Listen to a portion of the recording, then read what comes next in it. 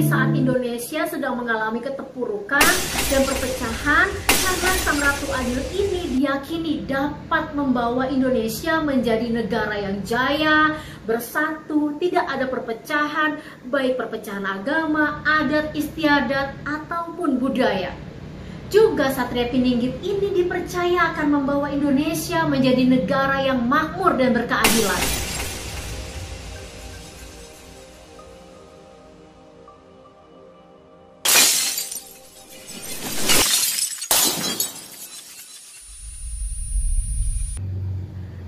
Hai, aku Umar Huseno, jumpa lagi.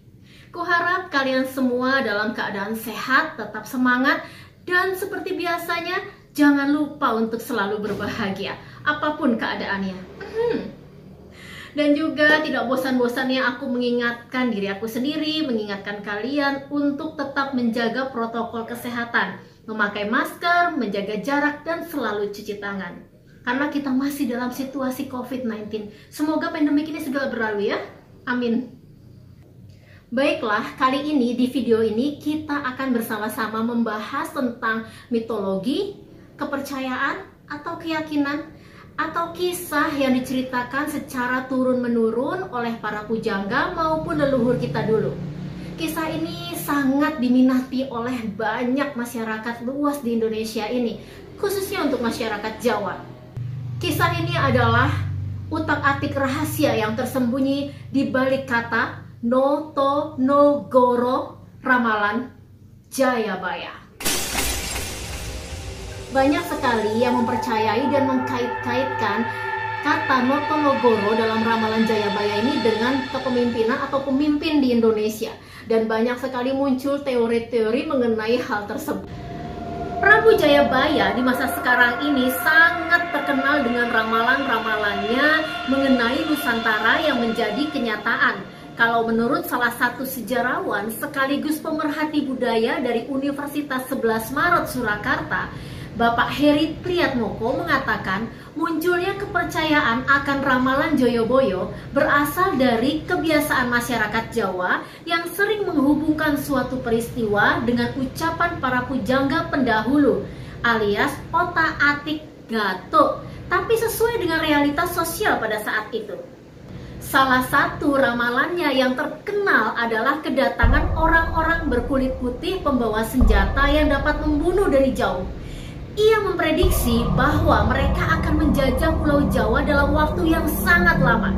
Menurutnya, mereka akan dikalahkan oleh orang-orang berkulit kuning yang datang dari utara dan akan menjajah Jawa hanya seumur jagung. Ramalan tersebut menjadi kenyataan karena hampir 300 tahun Indonesia dijajah oleh Belanda yang disebutkan oleh Jayabaya sebagai orang berkulit putih. Jepang, orang-orang berkulit kuning, dapat mengalahkan Belanda pada tahun 1942. Orang Jawa melihat tersebut sebagai realisasi ramalan Jayabaya yang telah berusia 800 tahun. Luar biasa. Jadi Prabu Jayabaya sudah memberikan prediksi 800 tahun sebelum kejadian kalau Indonesia akan dijajah oleh Belanda dan Jepang. Ya, percaya atau tidak itu kembali ke diri kita masing-masing. Atau kalau kalian ingin memberi komentar, silakan tuliskan komentar di bawah. Dalam ramalan lainnya yang sangat terkenal khususnya di masyarakat Jawa, dan ramalan ini sering kali dikaitkan dengan kepemimpinan di Indonesia adalah istilah Noto Nogoro. Banyak sekali teori yang mengungkapkan hasil utak-atik istilah Noto Nogoro tersebut. Tentu saja mereka adalah anonim. Secara bahasa, Noto Nogoro mempunyai makna noto yang berarti menata atau menyusun kembali. Sesuatu yang berantakan disusun kembali, yaitu noto. Sementara goro yang berarti negara. Maka secara keseluruhan, Noto Nogoro dapat diartikan menata negara. Dan di sini kita akan bersama-sama membahas teori-teori yang berhasil aku kumpulkan dari hasil utak-atik rahasia yang tersembunyi di balik istilah Noto Nogoro yang banyak beredar di kalangan masyarakat. Teori mana yang nanti menurut kalian paling mendekati kebenarannya dengan situasi kita saat ini? Please beri komentar di bawah. Baiklah, kita mulai.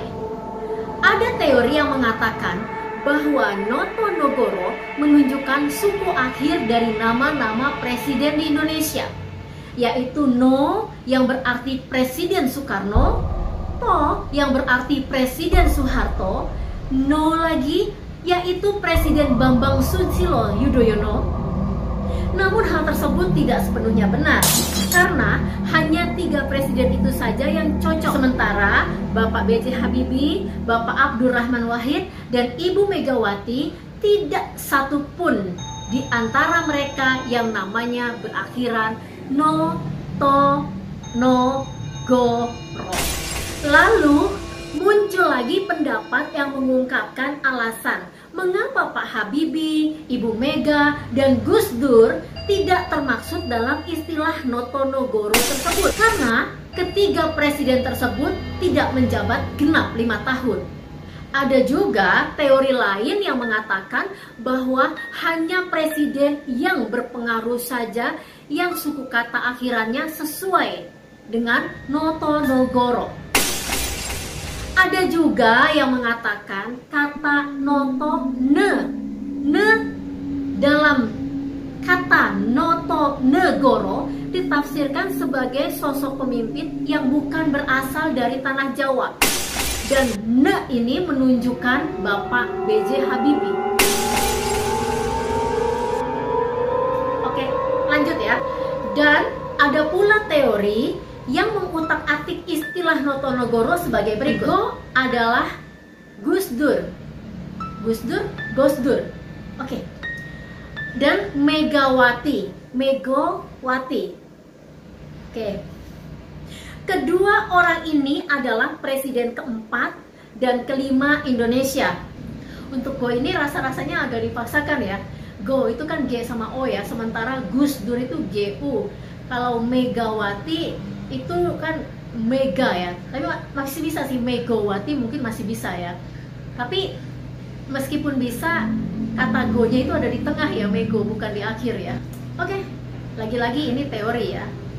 Di sini aku perhatikan dari beberapa teori untuk suku kata akhiran Notono dihubungkan dengan 3 presiden yang mempunyai akhiran nama suku kata tersebut tidak ada perbedaan. Hampir semua teori berpendapat serupa, yaitu No untuk Soekarno, To untuk Soeharto, dan No untuk Bambang Susilo Yudhoyono. Nah, yang jadi perdebatan adalah kata Goro setelah Notono, karena tidak sesuai dengan nama presiden manapun yang pernah memimpin di Indonesia. Bahkan Bapak Joko Widodo tidak memiliki nama dengan akhiran Go maupun Ro. Lalu ada lagi nih teori yang mengatakan bahwa Go dan Ro itu adalah sosok Satria Piningit yang kemunculannya sedang dinanti oleh hampir seluruh rakyat Indonesia. Orang yang mengatakan teori ini mempercayai bahwa sosok yang akan muncul, yang ditunggu-tunggu oleh hampir seluruh rakyat Indonesia sebagai Satria Piningit, itu adalah seseorang yang mempunyai nama dengan akhiran Go atau Ro. Well, jadi Satria Piningit ini dipercaya oleh sebagian besar masyarakat Indonesia datang di saat Indonesia sedang mengalami keterpurukan dan perpecahan, karena Sang Ratu Adil ini diyakini dapat membawa Indonesia menjadi negara yang jaya, bersatu, tidak ada perpecahan, baik perpecahan agama, adat istiadat, ataupun budaya. Juga Satria Piningit ini dipercaya akan membawa Indonesia menjadi negara yang makmur dan berkeadilan. Tapi siapakah Satria Piningit yang ditunggu-tunggu ini?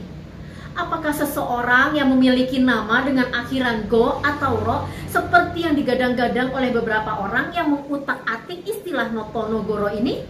Wallahu a'lam.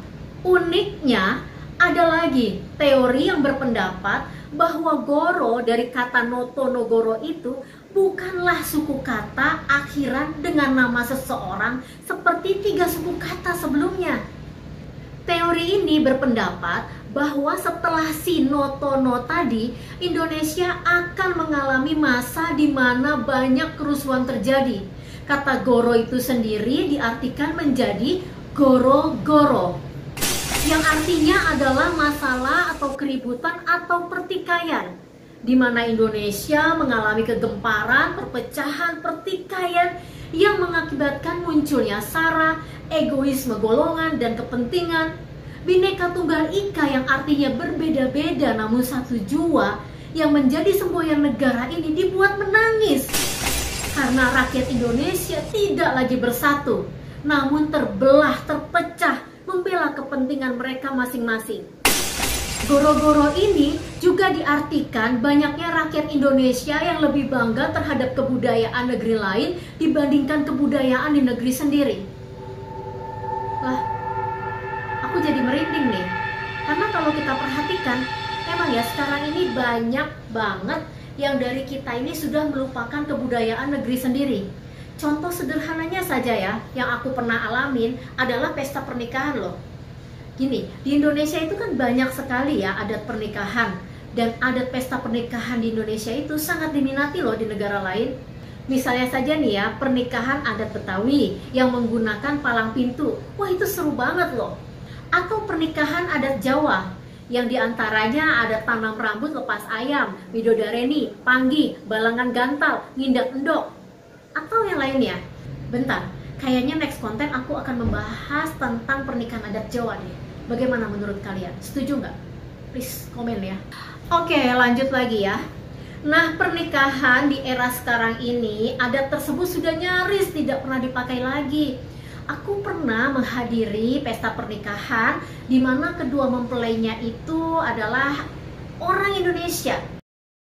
Namun adat yang digunakan bukan dari daerah mereka loh, melainkan budaya Eropa, yaitu bridesmaid dan groomsmaid menggunakan gaun putih dan diiringi oleh penyanyi dan pemusik yang menggunakan saksofon, kayaknya seperti di film-film Hollywood.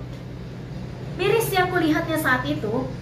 Dan juga banyak sekali budaya yang perlahan-lahan ditinggalkan. Dan mirisnya, agama itu seringkali disalahkan sebagai penyebab hilangnya kebudayaan itu. Padahal kalau kita mau belajar ya, dan memperhatikan ajaran budaya luhung, itu banyak sekali yang sesuai dengan ajaran agama loh. Semisal nih, bakti terhadap orang tua, jangan melawan terhadap orang yang lebih tua, menyayangi orang yang lebih muda, jangan membentak orang tua, dan untuk wanita jangan tertawa terbahak-bahak, para wanita jangan keluar malam, dan masih banyak lagi. Dan fenomenanya saat ini banyak anak kan melawan orang tua, banyak anak juga yang berani membentak orang tuanya, serta banyak wanita yang keluyuran tanpa keperluan khusus sampai malam hari, serta banyak wanita yang tertawa terbahak-bahak. Dan herannya, agama yang sering dikambing hitamkan sebagai perusak budaya. Menurut kalian bagaimana? Komen di bawah. Nah, kembali lagi, menurut teori ini, setelah Indonesia mengalami zaman goro-goro atau kegemparan atau perpecahan, atau bisa juga diistilahkan dengan zaman kegelapan, maka kemunculan Sang Ratu Adil ini sudah sangat dekat. Namun siapakah dia? Aku belum menemukan satupun teori yang berani menyebutkan nama sosok orang tersebut. Tapi perlu sama-sama kita ketahui bahwa Satria Piningit mempunyai ciri-ciri sebagai berikut. Dalam bait 159 disebutkan akan ada dewa tampil berbadan manusia, berparas seperti Batara Kresna, berwatak seperti Baladewa, bersenjata Trisula Weda. Ciri-ciri tersebut dimaksudkan adalah sosok Satria Paningit.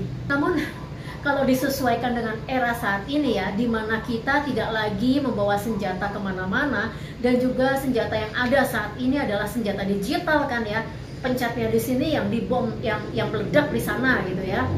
Jadi dirasa ciri-ciri Satria Piningit tersebut tidak cocok ya untuk era abad ini ya. Namun untuk penjelasan lebih dalam lagi mengenai ciri-ciri Satria Piningit itu, aku akan membuatkannya konten khusus. Dan kalian yang belum subscribe channel YouTube ini, ayo dong di subscribe sekarang. Jangan lupa tuh loncengnya dibunyikan agar setiap kali aku mengupload video terbaru, kalian selalu mendapatkan notifikasinya. Oke, dan ciri-ciri lainnya adalah dalam bait 162 yang menyebutkan Sang Satrio Pininggit itu sakti mandraguna tanpa aji-aji. Sementara dalam bait 168 menyebutkan Satria itu yatim piatu. Satria Pininggit dikatakan lahir dari rakyat biasa dan hidupnya selalu dikucilkan. Dari ciri-ciri yang disebutkan tadi, banyak sekali orang yang menerka-nerka sosok Satria Pininggit itu. Apalagi bila menjelang Pilpres, sebagian bahkan banyak yang berpendapat bahwa sosok calon presiden yang dipilihnya itu adalah Satria Pininggit. Kamu termasuk? Komen di bawah. Dan ada banyak nama loh yang sudah beredar dan digadang-gadangkan masuk dalam bursa Capres 2024. Padahal sekarang baru 2021 ya. Ya sudahlah. Di antaranya nama-nama tersebut adalah ada Gubernur DKI Jakarta Bapak Anies Baswedan, Gubernur Jawa Tengah Ganjar Pranowo, Ketua Umum Gerindra Prabowo Subianto, Ketua Umum Demokrat Agus Harimurti Yudhoyono, Menteri Pariwisata dan Ekonomi Kreatif Sandiaga Uno, Ketua DPR RI Puan Maharani, Gubernur Jawa Barat Ridwan Kamil, Gubernur Sumatera Barat Mahyeldi, Ketua Umum Golkar Erlangga Hartanto, mantan Panglima TNI Jenderal Purnawirawan Gatot Nurmantio, Kapolri Jenderal Polisi Tito Karnavian, dan Gubernur Jawa Timur Khofifah Indar Parawansa. Menarik sekali bukan? Bagaimana pendapat kalian dengan nama-nama tadi yang disebutkan? Adakah yang cocok dengan ciri-ciri Satria Pininggit yang tadi sudah kita bahas bersama-sama? Atau masih ada nama lain yang belum disebutkan? Silahkan bantu sebutkan di kolom komentar ya. Utak-atik rahasia di balik kata Notonegoro yang menghasilkan banyak sekali interpretasi dari maksud kata tersebut. Teori manakah yang menurut kalian paling sesuai dengan situasi Indonesia saat ini? Please komen di bawah. Terlepas dari percaya atau tidaknya kebenaran dari ramalan Jayabaya ini, namun Jongko Joyoboyo adalah bagian dari perjalanan bangsa ini hingga sampai hari ini. Sepatutnya kita belajar dan menghormatinya, karena sejatinya apapun yang terjadi di muka bumi ini, sekecil apapun itu, semuanya adalah atas izin Gusti Allah Subhanahu wa Ta'ala yang Maha Agung, penguasa alam semesta dan jagat raya. Saya ucapkan mohon maaf apabila ada kesalahan dalam penyampaian. Dan terima kasih karena telah menonton video ini sampai selesai. Kita bertemu lagi di video channel Uma Ruseno selanjutnya.